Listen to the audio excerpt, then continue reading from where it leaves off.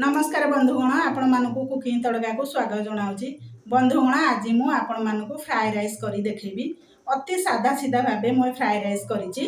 जे कोनोसी ओषा व्रत रे आपण आकु करिकिरी खाई परिबे। बहुत बढ़िया लागिଥାଏ फ्राए राइस खाइबा पई। तो चलंतु आमे फ्राए राइस रेसिपी आरंभ करिबा। जदि आपण मानकु आज मो रेसिपी भल लागिबो ताहले आपण माने आकु घरे निश्चय तयारी करिवे आउ खाइबे आपनको मतामत जणैबे। एई भली नुआ नुआ वीडियो देखिबा पई मो चैनल को सब्सक्राइब करंतु पाखरे थिबा घंटीटी को बजै दियंतु कारण मु जो नुआ वीडियो छाड़बी प्रथमे आपण ताकू देखि परिबे। तो चलंतु आमे एबे आरंभ करिबा fry rice recipe. Fry rice को देखिरे आपण माने जानि पारथबे केते सुंदर देखाउछ हमर फ्राई राइस। फ्राई राइस करबा पई मु एठी गोटे ग्लास रे चावल मापी नेछि। पाखा पाखी 400 ग्राम चावल हबो। ये एकदम छोटो साइज चावल आ टिके छोट छोट साइज चावलटा बहुत बढ़िया लगी था। टाइप रो चावल तापर गोटे टमाटर नहीं, गोटे आलू को लंबा लंबा काटी, गोटे गाजर आउ किछि काजू नहीं, तेजपत्र, डालचीनी, गुजराती, मरीच आउ लवंग को नहीं। तापर एठी चावल को मु धोई देछि। तापर कड़ाई बसई आमे सेथिरे तेल देइदबा।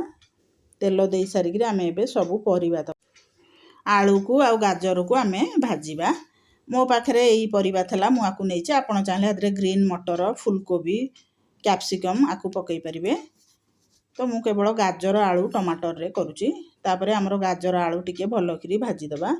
भाजी हे गेले एबे मु ताकू काढी देली गोटे प्लेट को। तापरे सेई तेल रे मु एबे काजू तक देई दोउची। काजू को मध्ये आमे अल्प भाजीबा। काजू हमरो टिके भाजी हे गेले आमे ताकू प्लेट को काढी दबा।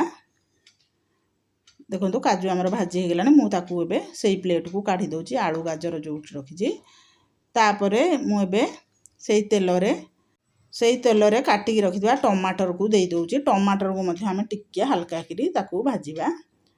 टमाटर आमर भाजी हो गलानी। मु एबे ताकू काढी दोची। काढी सारी करी तापरे मु एबे गोटे बासन रे पानी बसई देची। पानी चाउल आमे भात रोषे करिया पे पानी मु बसईची। तापरे सेथिरे मु सब खंड मसला बा गोटा मसला को देई दोची। तापरे अल्प लूण देई दोची। देइकरे एबे आमे ताकू टिके गोळेई देबा। तापरे जो भाजी की रखिची मु परिबा तादरे टिके लूण पकई गोळेई दोची। तापरे मु सेथिरे एबे अल्प तेल टिके मध्ये देई दोची कारण भात पूरा गोटा गोटा रहिबो। तापरे मु चाउल को धोईकरी पकाउची। बहुत बढ़िया बास्ना होता है फ्राई राइस कारण आमे आधे सब गोटा मसला पकईचे। गुजराती, डालचीनी, तेजपत्र आउ लवंग, मरीच सब बढ़िया बास्ना है। देखो भात टिके टिके टाण थबो। आमे ताकू बेसी भात को सिझेबा नहीं कारण एटा पुणी परिवा संगे टिके सिझिबो। तो सेथि पई भात टिके टाण थबो। आमे ताकू छाणी देबा। देखो मु एटा भात छणा नहीं सब जाक एबे मु सेथरे छाणी दउची। भात बेसी नरम हो गले फ्राई राइस बाग हो नहीं। तो सेथि पई टाण थबो भात आमे। तापरे मु एबे सेई कड़ाई रे 1.5 चामच पाखा पाखी टिके घियो देई दउची। घियो देई सारी एबे मु सेथिरे जीरा फुटेई दउची। जीरा हमर फुटी गले तापरे एबे मु छेचिगिरी अदा रखितली अदा को टिके देई दउची। देइगिरी आमे एबे टिके ताकू भाजी दबा। तापरे अदा जीरा टिके भाजी हेलानी। एबे आमे सेथिरे चाउल को पकई भात को पकई दबा। पकई करी भलो करी आमे एबे भात को खेलई दबा। खेलई सारी करी तापरे एबे आमे सेथिरे जो भाजी की रखिचे परिबा को देई दबा।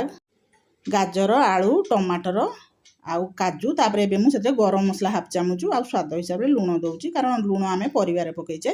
तापरे एतरे मु 1.5 चामच चीनी देई दउची।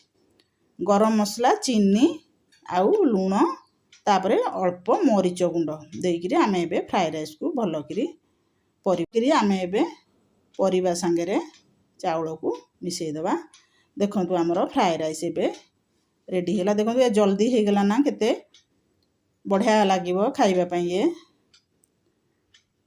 तापरे एबे हमरो फ्राई राइस रेडी हे गेला। मु ताऊ गैस बंद कर दोची। तापरे 5-6 मिनिट पई घोड़ेई दोची। तापरे मु एबे 5-6 मिनिट परे आपनको काढ़ी देखौची केते सुंदर हे गेला हमरो फ्राई राइस। देखंतु भात गुड़ा बहुत बढ़िया हेची। ଗୋଟାଳିଆ ଗୋଟାଳିଆ ଆପଣଙ୍କୁ ଘରେ ନିଶ୍ଚୟ ତିଆରି କରିବେ ଖାଇବେ। ବହୁତ ବଢ଼ିଆ ଲାଗିଥାଏ ଫ୍ରାଏ ରାଇସ୍ ଖାଇବା ପାଇଁ। ରହୁଛି, ଧନ୍ୟବାଦ।